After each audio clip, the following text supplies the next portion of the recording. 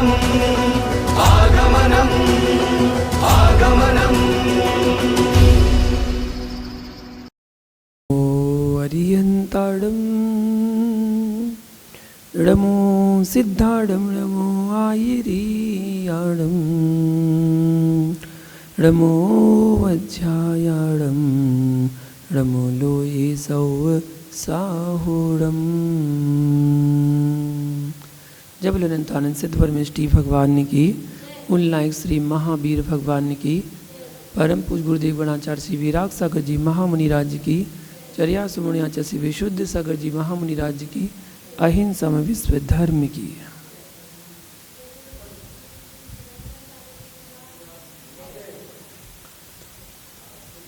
महानुभाव, कर्णान्योग की जिज्ञासा चल रही हैं। उसमें जिज्ञासा है धवला पुस्तक 4 पृष्ठ 464 पर असंयत सम्यक्त्वी के उत्कृष्ट तेजोलेस्या 7 सागर तक रहनी चाहिए क्या, ये जिज्ञासा है। समाधान करते हैं। धवला पुस्तक 13 पृष्ठ 127 पर पीतलेस्या में प्रयोग कर्म काल भी साधिक 2 सागर ही बताया है। इससे जाना जाता है कि पीत यानी तेजोलेस्या का उत्कृष्ट काल साधिक 2 सागर ही है। यद्यपि सानत कुमार महेंद्र देवों के जघन्य पद्मलेस्या तथा उत्कृष्ट तेजोलेस्या पाई जाती है। जिनकी उत्कृष्ट तेजोलेस्या पाई जाती है वे साधिक 7 सागर आयु नहीं प्राप्त करते। उनकी आयु सौधर्म में शान स्वर की उत्कृष्ट आयु से अधिक नहीं होती है। वे सानत कुमार महेंद्र संबंधी अधस्तन आयु स्थिति में ही उत्पन्न होते हैं। अतः शानत कुमार महेंद्र स्वर्गों में तेजोलेस्या है, तब भी उत्कृष्ट काल साधिक 2 सागर ही कहा है। इसी कारण तेजोलेस्या का उत्कृष्ट काल साधिक 7 सागर न कहकर साधिक 2 सागर ही कहा। ऐसा गोमटसार जीव कांड गाथा नंबर 552 में दिया है। धवला पुस्तक 7 में एक जीव की अपेक्षा कथन करते हुए कालानुगम में आया है। यहाँ कहा है उक्कसेण बे 18 33 सागरूप माणी सादि रेयाणी। धवला पुस्तक 7 में कहा गया है। अधिक से अधिक सातिरिक 2, 18 व 33 सागरोपम काल तक जीव क्रमशः तेज पदम व शुक्लेस्या वाले रहते हैं। धवला पुस्तक 7 175 नंबर में दिया गया है। और 176 में दिया है कि क्योंकि तेज पदम व शुक्लेस्याओं सहित सर्वोत्कृष्ट अंतर्मुहूर्त मात्र काल तक रहकर पुनः यथाक्रम से 2.5, 18.5 व 33 सागरोपम आयु स्थिति वाले देवों में उत्पन्न होकर अवस्थित लेस्याओं सहित अपनी अपनी आयु स्थिति को पूरी करके वहाँ से निकलकर वहाँ से अंतर मुहूर्त काल तक उन्हीं लेस्याओं सहित रहकर अन्य अविरुद्ध लेस्याओं में गए हुए जीव के उक्त लेस्याओं का अपना अपना उत्कृष्ट काल प्राप्त होता है। धवला पुस्तक 7 176। इस प्रकार शानत कुमार महेंद्र में यद्यपि उत्कृष्ट तेजोलेस्या है, तदपि तेजोलेस्या का उत्कृष्ट काल 2.5 सागर है। हाँ, 12वें स्वर्ग में स्थित 18,500 आयु वाले उत्कृष्ट पदलेस्या वाले जीव भी पाए जाते हैं। इतना विशेष है, आगम व्यवस्था व वस्तु स्थिति में तर्क नहीं उठाया जा सकता। तेजोलेस्या सानत कुमार महेंद्र में भले ही होवे, पर उनकी स्थिति अधिक 7 सागर तेजोलेस्या वालों की नहीं है। कहा भी है तेजोपद्मलेस्यो एक जीवा प्रति उत्कृष्टेन 2 सागरों में 18 सागरोपाणी साधि रेखाणी। सर्वासिद्धि पहले अध्याय के 8वें नंबर सूत्र की व्याख्या की गई है। जय धवला 2 दूसरा भाग 279 नंबर, जय धवला दूसरा भाग 121 नंबर पर ऐसे प्रमाण दिए गए। यही कारण है कि तेजोलेस्या सानत कुमार महेंद्र तक होने पर भी तेजोलेस्या का स्पर्शन भी 1.5 राजू ही कहा है, जबकि सानत कुमार माहिंद्र स्वर्ग तक तो 3 राजू पर्सन बन जाता है। इससे स्पष्ट होता है कि सानत कुमार माहिंद्र में तेजोलेस्या वाले देव भी हैं। फिर भी इन कल्पों के शानत कुमार माहिंद्र कल्प के अधस्तन नीचे के विमानों में ही तेजोलेस्या वाले देव होते हैं, जिनका की आयु काल शानत कुमार माहिंद्र की जघन स्थिति प्रमाण या इसके आसपास ही होता है। कहा भी है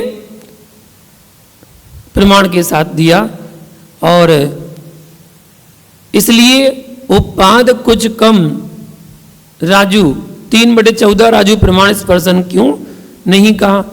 तो यहाँ पर समाधान करा कि नहीं, क्योंकि सौधर्म और ईशान कल्प में संख्यात योजन ही ऊपर जाकर शानत कुमार माहिंद्र कल्प प्रारंभ होकर 1.5 राजू पर समाप्त हो जाते हैं। फिर शंका की गई इसमें कि सानत कुमार माहिंद्र कल्प के उपरिम विमान के अंत तक तेजोलेस्या वाले जीव क्यों नहीं होते हैं? तो समाधान किया नहीं, क्योंकि उस कल्प के अधस्तन विमानों में ही तेजोलेस्या के होने का उपदेश पाया जाता है, ऐसा धवला पुस्तक 4 में कहा है। आशा है समाधान होगा। इसमें बताया प्रश्न 463 सूत्र 293 की टीका अनुसार तेजोलेस्या शानत कुमार माहिंद्र देवों में ही पाई जाती है, अतः उसका उत्कृष्ट काल सादिक 7 सागर क्यों नहीं कहा? तो इसका उत्तर ऊपर दिया जा चुका है कि उनकी आयु इतनी नहीं होती है। इस प्रकार एक कर्णान्यु की जिज्ञासा थी। चरणान्यु की जिज्ञासा को जानते हैं।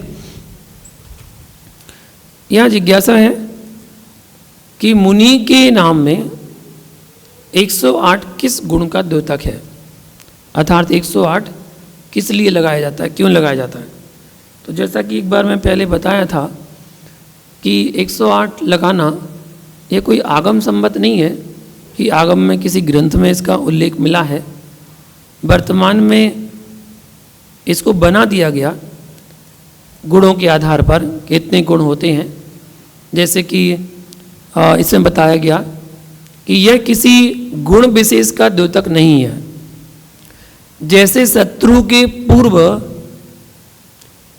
5 तथा मित्र के पूर्व 4 लिखा जाता है, वैसे ही मुनि के आगे 108 लिखा जाता है। ऐसा रतनचंद्र मुक्तार जी ने समाधान किया था। पुरानी पद्धति के अनुसार इधर हमारे इधर मतलब कहीं भी पुराने क्षेत्रों में देखें, बुंदेलखंड तरफ देखें तो संबंधियों में भी पत्र लिखते समय नाम से पूर्व 105 लिखा जाता रहा पुराने समय में। हाँ, जो भगवान के आगे 1008 लिखा जाता है वह अवश्य उनके 1008 लक्षणों का द्योतक है। श्रीवत्स, शंख, स्वस्तिक, कमल आदि 1008 लक्षण तथा मसूरी का आदि 900 व्यंजन, कुल 1008, 108 लक्षण और 900 व्यंजन बराबर 1008 भगवान के शरीर में विद्यमान होने से उनके शरीर में 1008 चिन्ह जो होते हैं, इस कारण से 1008 उनके नाम में लगाते हैं। दूसरा कारण भी मिलता है उनका कि भगवान की सौदर में जब आता है तो भगवान की स्तुति करता है, तो 1008 नामों की स्तुति करता है, इसलिए भगवान के नाम में 1008 लगाते हैं। उनका तो प्रमाण मिलता है महापुराण 15 नंबर अध्याय श्लोक नंबर 37 से 44 तक इसकी व्याख्या की गई है। अथवा मुनिराज 108 प्रकार के संबर करते हैं, वर्तमान में जो लगाया इसलिए उनके नाम में 108 लगाने लगे। जैसे 5 गुप्ती, 5 समिति, 10 धर्म, 12 भावना, 22 परिसजय, 12 तप, 9 प्राश्चित, 5 विनय, 10 वैयावृत्ति, 5 स्वाध्याय, 2 व्युत्सर्ग और 10 धर्म ध्यान तथा 4 शुक्ल ध्यान, ऐसे कुल मिला के 108 हो जाता है। 108 संबर, तो 108 संबर जो है ना, संबर के स्वामी होते हैं मुनिराज। इस बात के द्योतक के रूप में उनके नाम से पूर्व 108 विशेषण होता है। जैसे कि 108 पापों की निवृत्ति के लिए माला में 108 मणियाँ युक्त होती हैं, वैसे ही 108 संबर से युक्त होने से मुनि 108 इस विशेषण युक्त नाम वाले होते हैं। 108 संबर का कथन देखें तो इसका अध्याय 1 राजवार्तिक अध्याय 1 में भी ऐसा सूत्र 7 की व्याख्या में वार्तिक में इसका प्रमाण दिया गया है। पूर्व के मुनि आचार्यों के नाम से पूर्व 108 लगाना मेरे ऐसे साथ पढ़ने में कहीं भी नहीं आता और कहीं भी ध्यान में नहीं है कि पूरे पुराने आचार्यों के नाम में कहीं 108 लगाया गया हो। जैसे कि आचार्य कुंद कुंद स्वामी, दरसेन स्वामी, पुष्धन स्वामी, भूतबली स्वामी या जिनसेन स्वामी, वीरसेन स्वामी, गुणभद्र स्वामी, कुलभद्र स्वामी, उमा स्वामी, समंतभद्र स्वामी आदि आदि भिन्न भिन्न इतने आचार्य हुए हैं। किन्हीं आचार्य के नाम में भी 108 हमारे पढ़ने में तो ऐसा नहीं आया कि 108 लगाया जाता है। तो जब पंचम काल के मुनियों के नाम में ही आज 108 नहीं देखा गया तो पुराने चातुर काल की तो बात ही दूर है, उनके नाम में भी 108 नहीं लगाया जाता था। किसी भी प्रथमानुग ग्रंथ की अगर चर्चा करते हैं तो प्रथमानुग ग्रंथ में आदि पुराण, पद्म पुराण, हरिवंश पुराण, उत्तर पुराण, शरणचरित, प्रद्युम्न चरित आदि इतने भी पुराण चरित्र जो ग्रंथ हैं उनमें किसी में भी किसी भी साधु के नाम में 108 नहीं लगाया गया। भगवान के नाम में तो 1008 लगा है लेकिन साधु के नाम में 108 नहीं लगा है। वर्तमान में आचार्य उपाध्याय मुनि के नाम में 108 लगाने लगे, आरिका के नाम में 105, तिलक छुल्लक चुल्लिका के नाम में 105 का प्रयोग करने लगे।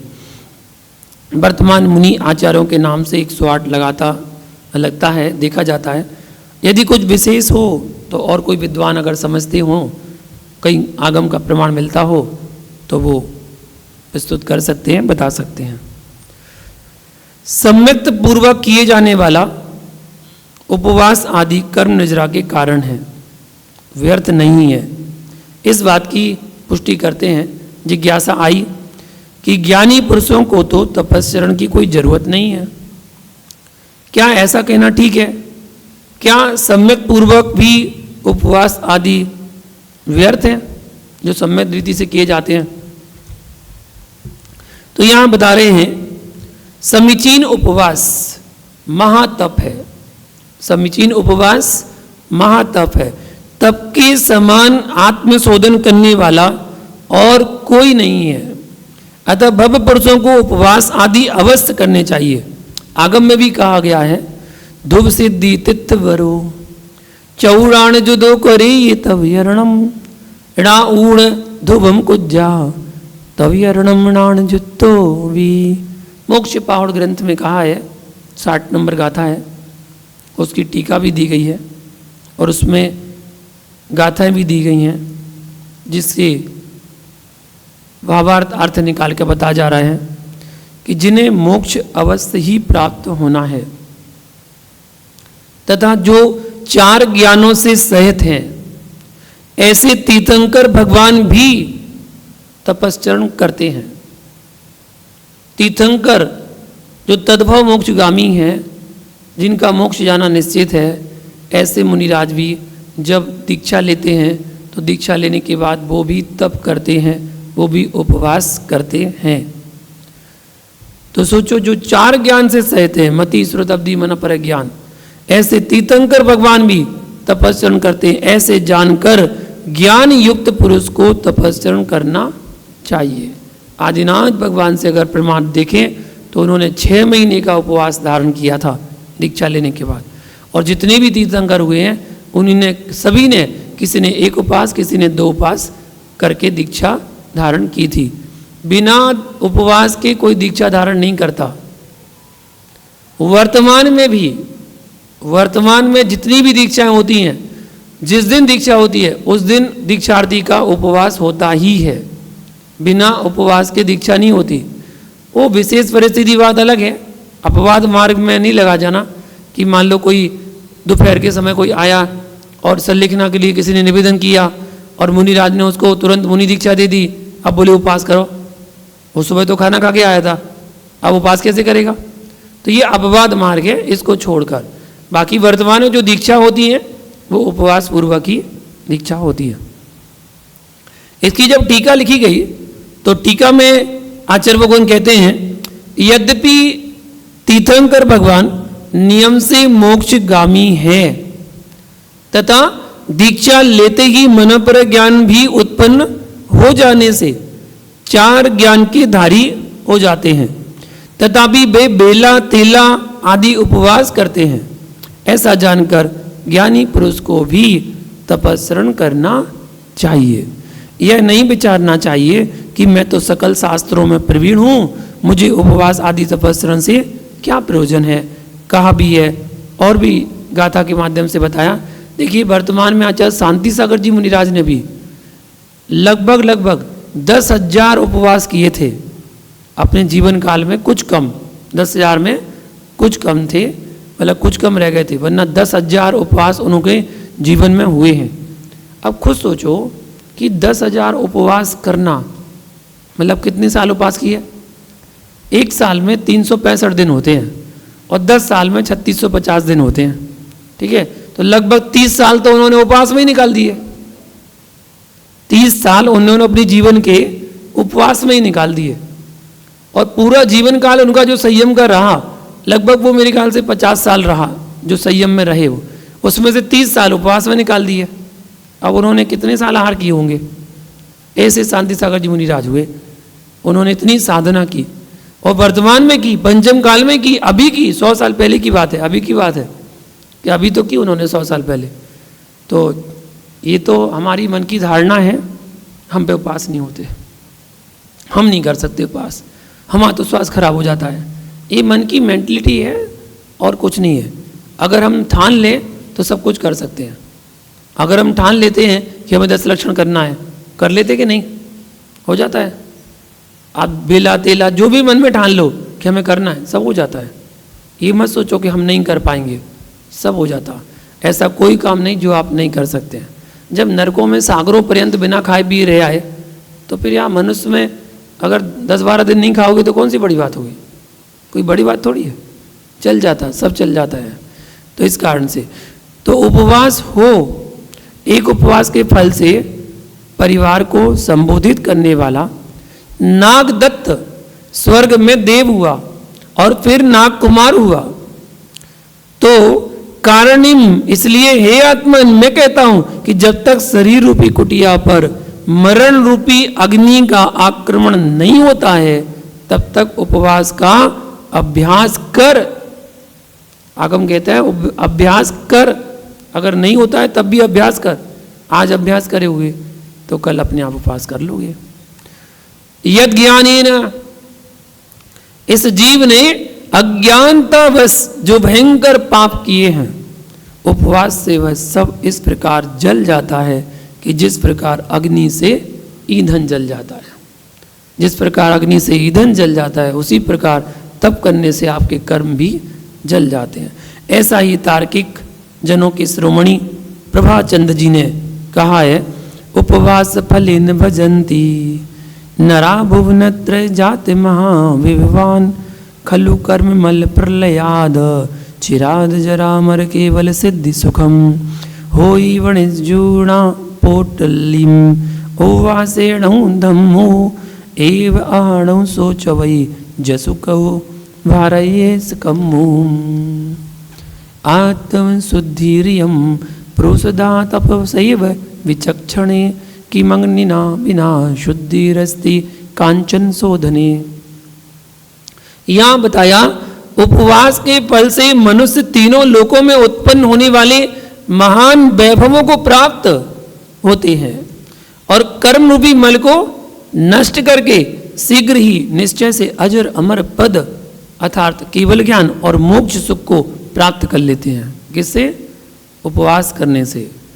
भैया पोटली, पोटली किसको कहते हैं? हाँ जी, पोटली किसको कहते हैं? कपड़े की छोटी सी गठरी, कपड़े की गठरी बना दो ना तो उसको बोलते हैं पोटली। तो पोटली से वाणिज्य नहीं हो सकता और उपवास करने से धर्म नहीं हो सकता, ऐसा कथन लोकोक्ति वही कहता है जिसके कर्म भारी हैं। जिसके कर्म भारी हैं वो ही ऐसा कहता है। क्या? कि पोटली से वाणिज्य नहीं होता, मतलब व्यापार नहीं होता, और उपवास करने से धर्म नहीं हो सकता। ऐसा वही कहते हैं जिनका कर्म भारी है।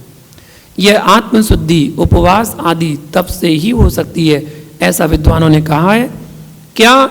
स्वर्ण के शोधन में अग्नि के बिना शुद्धि हो सकती है? सोचो, स्वर्ण के शोधन में अग्नि के बिना शुद्धि हो सकती है? नहीं हो सकती है। बिना अग्नि में तपाए स्वर्ण शुद्ध हो ही नहीं सकता, उसको तपाना ही होगा, अर्थात नहीं हो सकती है। उपर्युक्त अर्थ वाक्यों से सिद्ध होता है कि ज्ञानी को भी तपस्रण जरूरी है तथा उपवास, सम्यक उपवास व्यर्थ नहीं है। कौन सा उपवास? सम्यक उपवास। सम्यक उपवास व्यर्थ नहीं है। जो इलोक और परलोक सुख की आकांक्षा से जो तप किए जाते हैं, तपस्या उपवास किए जाते हैं, वो व्यर्थ हैं, वो मिथ्या तप है। ऐसे मिथ्या तप वर्तमान में बहुत जगह होते हैं और लोग करते भी हैं मिथ्या तपों को। कुछ लोग दिन भर नहीं खाते हैं, दिन भर नहीं खाते हैं, सूर्य अस्त होने के बाद खाते हैं, कहते हैं हमारा उपवास है। ठीक है ना? कुछ लोग ऐसे हैं जो दिन भर नहीं खाते हैं, सूर्य अस्त के बाद रात में खाते हैं, रात भर खा सकते हैं, दिन में नहीं खाना है, वो उनका उपवास है। कुछ लोग ऐसा उपवास करते हैं कि अन्न की वस्तु नहीं खाना है और बाकी चीज़ खा सकते हैं, पानी पियो, दूध पियो, ठीक है, और कुट्टू का आटा खाओ या सिंगाड़े खाओ, मूंगफली खाओ, है, और फल फ्रूट खाओ, ड्राई फ्रूट खाओ, ये सब खा सकते हैं और उपवास चल रहा है हमारा। तो क्या चल रहा है? उपवास चल रहा है, ये सब खाओ। तो ये ऐसे भी तब लोग कर रहे हैं, उपवास कर रहे हैं, कुछ साधना कर रहे हैं, ऐसी साधना कर रहे हैं पूरा शरीर जमीन के अंदर दबा दिया, गड्ढा किया, गड्ढे में उतरे और पूरा गड्ढा पुरवा दिया, हाथ पैर सब जमीन के अंदर दबा दिए, केवल गर्दन बाहर निकली हुई है और साधना कर रहे हैं। सोचो वो कैसी साधना होती होगी, कितनी कठोर साधना कि जहाँ पर ना उंगली भी हिल रही है, ना हाथ पैर कुछ भी नहीं हिल रहे हैं और आपको ऐसे ही खड़े रहना है। ऐसी साधना करने वाली भी है, लेकिन कौन सा तप चल रहा है? मिथ्या तप चल रहा है। सम्यक साधना वाला तप नहीं चल रहा है। आप देखो, अग्नि जला ली चारों तरफ, चारों तरफ अग्नि जला ली, बीच में बैठ गए, उसकी तपन को झेल रहे हैं, सहन कर रहे हैं, तप कर रहे हैं, मिथ्या तप कर रहे हैं। एक बड़ा सा पाषाण खंड लिया, हाथ में उठा लिया, एक पैर के बल खड़े हो गए, तपस्या कर रहे हैं, तप तो कर रहे हैं, लेकिन वो मिथ्या तप कर रहे हैं। वो पारलौकिक सुख की कामना के लिए करे जा रहे हैं कि मुझे परलोक में ऐसा सुख मिले, लोग मेरी वाह करें, लोग मुझे ख्याति करें। कमठ ने यही तो किया था। जब मरुभूति कमठ को घर से निकाल दिया गया था तो कमठ साधु बन गया, अन्य साधु बनकर और तप करने लगा। मरुभूति जब वापस आया तो मरुभूति समझाने के लिए गया कमठ के पास और कमठ को समझाया कि क्या कर रहे हो भैया, ऐसा मिथ्या तप क्यों कर रहे हो? तो बोले बड़ा आया मुझे समझाने, और जो शिला हाथ में लिए थे वो शिला पटक दी मरुभूति के ऊपर और मरुभूति मरण को प्राप्त हो गए। बस तभी से बैर शुरू हो गया। कमठ ने तभी से बैर शुरू किया था और वो बैर 10 भवों तक चलता रहा, 10 भवों तक बना के रखे रहे वो। उसके बाद तो वो कहाँ कहाँ जन्म लिया, नरक में गए, फिर त्रिंच में गए, कि नरक में गए, त्रिंच में गए, कमठ का जीव, और मरुभूति का जीव स्वर्ग में गया, मनुष्य गया, स्वर्ग में गया, मनुष्य बना, स्वर्ग में गया, मनुष्य गया। वो ऐसे भवों को प्राप्त होते रहे और कमठ का जीव नरक त्रिंच में जाता रहा। ऐसे 10 भवों तक उनका बैर कमठ बांध के रखा। पारसनाथ ने बैर नहीं बांधा था, कमठ ने बैर बांधा था। एक तरफा बैर था, दूसरी तरफ नहीं था, दूसरी तरफ तो क्षमा थी, क्षमा धारण करते थे। तो ऐसा बैर बना था, मिथ्या तप कर रहे थे। आज वर्तमान में सब जगह मिथ्या तप ही चल रहे हैं। मिथ्या तप करके अब जैसे वर्तमान में अन्य को देखकर आप जैन धर्म में भी वो उपवास आदि करने लगे। जैसे एक उपवास करते हैं करवा चौथ का, जो चतुर्मास में आता है, करवा चौथ उपवास। क्या होता है करवा चौथ उपवास? 12 घंटे भूखे रहने से, दिन भर भूखे रहने से, शाम को सूर्य सोने के बाद खाने से पति की उम्र बढ़ जाएगी। केवल भूखे रहने से पति की उम्र बढ़ जाती है, कमाल है। ऐसे भूखे रहने से उम्र बढ़ती होती तो हमारे यहाँ दिगंबर जैन साधु तो 23 घंटे भूखे रहते हैं, 1 ही घंटे तो खाते हैं, बस 23 घंटे तो कुछ भी नहीं, पानी की बूंद भी नहीं लेते, वो तो आपसे ज़्यादा करते हैं। तो फिर उनकी उम्र तो अभी तक दुगनी हो गई होगी भाई, जो 30-40 साल से दीक्षा लेके बैठे हैं तो उनकी उम्र तो दुगनी हो गई होगी। ऐसा नहीं है, भूखे रहने से उम्र नहीं बढ़ जाती है। आयु कर्म जितना लेकर आए हो वो तो उतना ही है, उससे ज़्यादा नहीं होने वाला, कम तो हो जाएगा। समझना मैं क्या कह रहा हूँ, कम तो हो जाएगा, ज़्यादा नहीं होगा। आयु बढ़ नहीं सकती है, आयु घट तो सकती है। आप कहीं घट कैसे सकती है? प्रति समय घट रही है, अभी भी घट रही है, हर समय घट रही है। आप अगर स्थूल समझते हैं तो सेकंड से देख लीजिए कि सेकंड घट रहे हैं। अगर सेकंड नहीं और स्थूल समझना है तो मिनट देख लीजिए, और मिनट नहीं देखना है तो घंटा देख लीजिए, घंटा नहीं देखना है तो दिन देख लीजिए, और दिन नहीं देखना तो साल देख लीजिए। कितने साल के हो गए? अरे कितने साल की हो बेटा? नौनन कितने साल का हो गया? 8 का हो गया?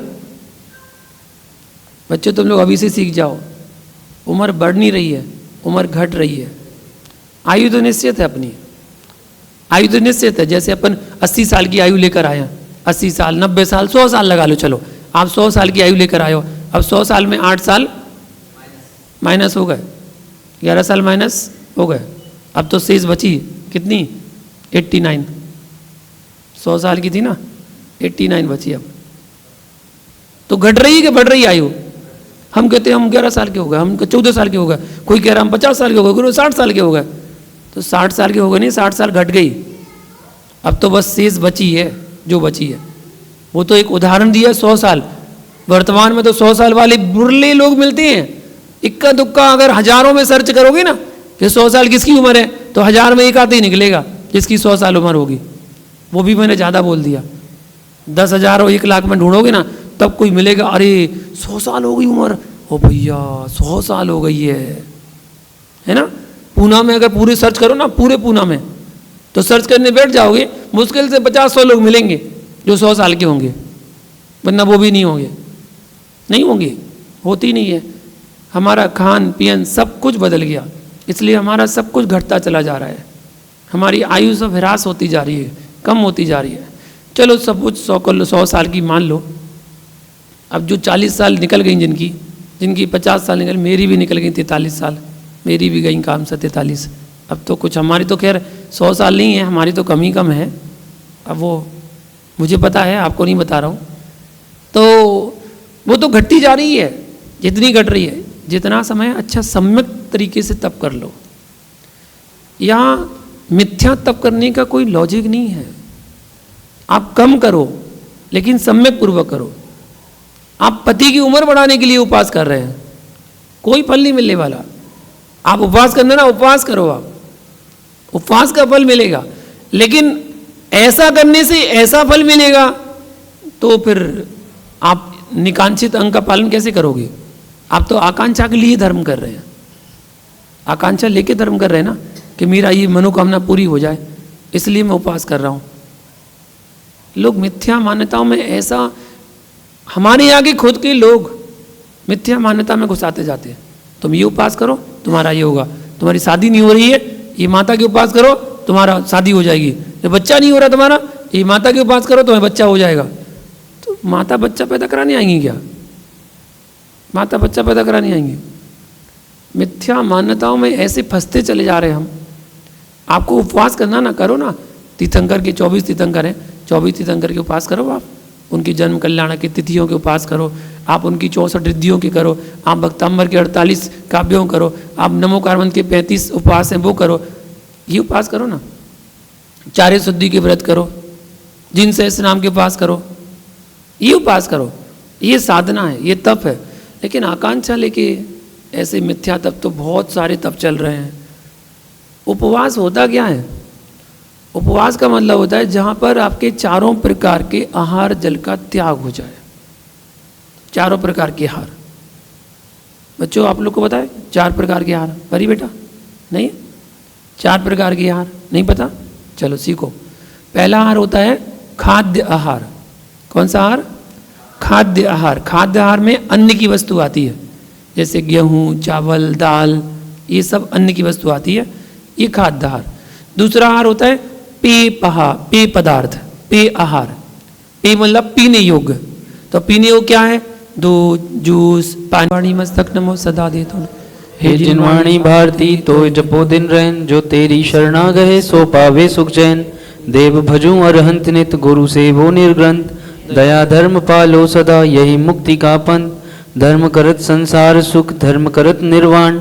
धर्म पंथ साधे बिना, नर तेरी अंश समान। सभी लोग बैठकर नौभानुकौन का जाप करें।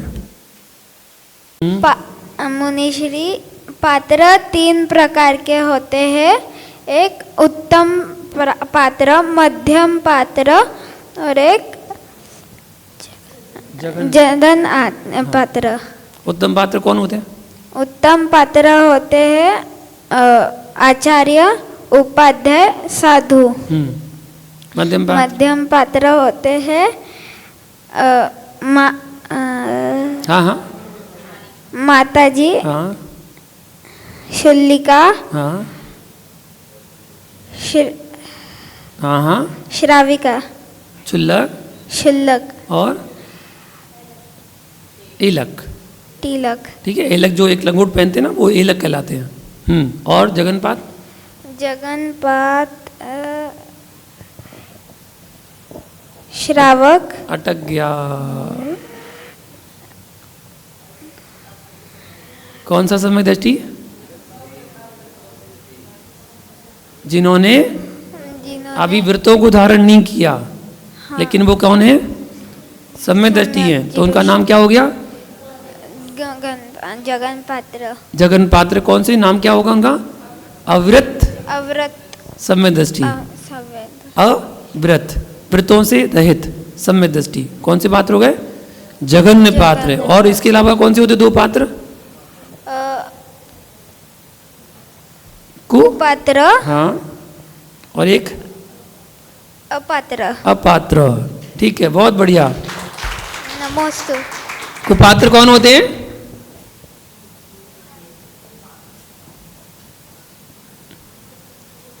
जिन्होंने व्रतों को धारण किया है लेकिन मिथ्या दृष्टि है, वो कुपात्र हैं। और जिन्होंने व्रतों को भी धारण नहीं किया और मिथ्या दृष्टि भी है, वो अपात्र कहलाते हैं। इस प्रकार इसका आंसर हुआ। चलिए बताइए, श्रावक के 3 प्रकार कौन कौन से? श्रावक के 3 भेद कौन कौन से? वो भी उसको बताया विदित को, मतलब एक ही ने ध्यान से सुना क्या? वो तो पूरे बता रहा है। देख लो पुत्र के लिए देख लो। है मम्मियाँ नहीं बताती से बता बेटा। मम्मी पापा नहीं बता पा रहे, बच्चे बताएंगे। बहुत अच्छे, बता बेटा। नमोस्तु मुनिश्री। श्रावकों के 3 पात्र होते हैं। हाँ, उत्तम, हाँ, मध्यम और हाँ, जगन। बहुत बढ़िया। उत्तम पात्र कौन से? जिनके 9 से नहीं 10 और 11 10वीं 11वीं प्रतिमा होती है। वो कौन? उत्तम श्रावक। मध्यम? जिनके 7 से 9 प्रतिमा। बहुत बढ़िया। जगन? 1 से 6। बिल्कुल सही जवाब। थोड़ा सा ढक लो। हाँ, थोड़ा सा ढक लो। सही। अगला क्वेश्चन। अक्षय,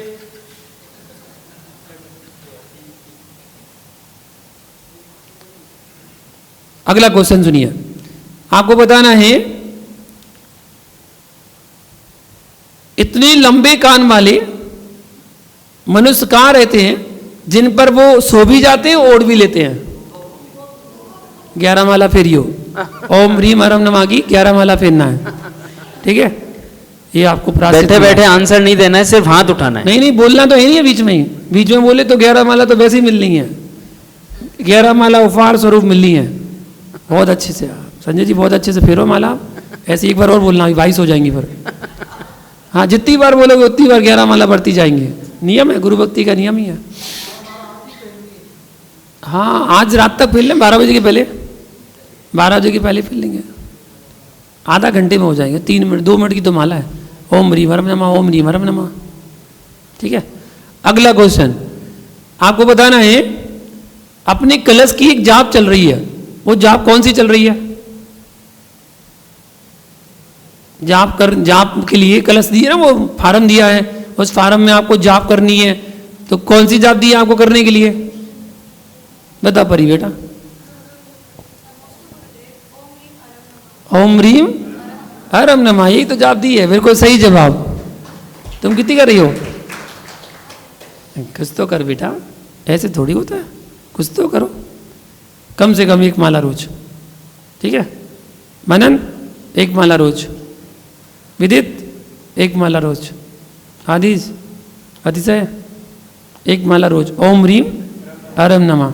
पाक्षिक बोल के दिखाओ, नमः। फिर से बोलो, ओम ह्रीम ओम नमः। बहुत बढ़िया, 1 माला करनी है, ठीक है? चलो बाकी सब बड़े बड़े तो 5-5 करें, छोटे बच्चों के लिए 1-1 माला है। और क्या, जब 5-5 करेंगे तभी तो राज आज थारी आरती उतारूं, विभंजन सागर जी मुनि राज। आज थारी आरती उतारूं, आरती उतारूं थारी मूरत निहारूं, आरती उतारूं थारी मूरत निहारूं, विभंजन सागर जी मुनि राज। आज थारी आरती उतारूं, क्षेत्र सोनागिर जन्म लियो है, माँ जिन वाणी को धन्य कियो है, विराग सागर जी के लाल। आज थारी आरती उतारूं, विभंजन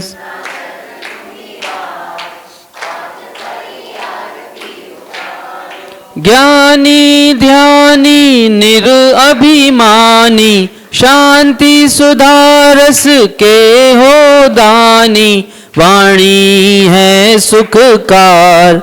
आज थारी आरती उतारूं, विभंजन सागर जी मुनि राज।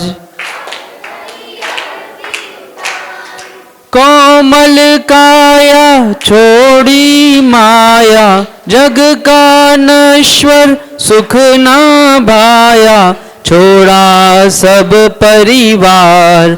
आज थारी आरती उतारूं, विभंजन सागर जी मुनि राज। मोक्ष वधु तुमको अति प्यारी, गुरु महिमा तुमसे जग जानी, करो जगत उद्धार। आज थारी आरती उतारूं, विभंजन सागर जी मुनि राज। स्वर्ण रत्नमयी आरती भाई, केवल ज्ञान मिले सुखदाई, युग युग जियो मुनि राज। आज थारी आरती उतारूं, विभंजन सागर जी मुनि राज। चौथी आरती श्री उबझाया, दर्शन देखत पाप पलाया, पांचवी आरती साधु तुम्हारी, कुमति विनाशन शिव अधिकारी, शरण में ले लो मुनि राज। आज थारी आरती उतारूं, विभंजन सागर जी मुनि राज। आज थारी आरती उतारूं, आरती उतारूं थारी मूरत निहारूं, आरती उतारूं थारी मूरत निहारूं, विभंजन सागर जी मुनि राज। आज थारी आरती उतारूं, विभंजन सागर जी मुनि राज। आज थारी आरती उतारूं। जय बोले परम पूज्य मुनि श्री 108 विभंजन सागर जी मुनि राज की। दद्युग जलाक्षत मनोहर पुष्प दीपे, पात्रार्पितम प्रतिदिनम महर्दाधरेण, त्रैलोक्य मंगल सुखालय काम दोहा, मारार्तिकम तब विभोरवतारयामि। इति श्री मंगल आरती का अवतरणम मंगलोद्धरणम करोमि स्वाहा। श्री गुरुवर की आशिका लीजे शीश चढ़ाए, भव भव के पातक कटे, दुख दूर हो जाए, कर्म दूर हो जाए। जय बोलो परम पूज्य मुनि श्री 108 विभंजन सागर जी मुनि राज की। नमोस्तु गुरुदेव, नमोस्तु गुरुदेव, नमोस्तु गुरुदेव।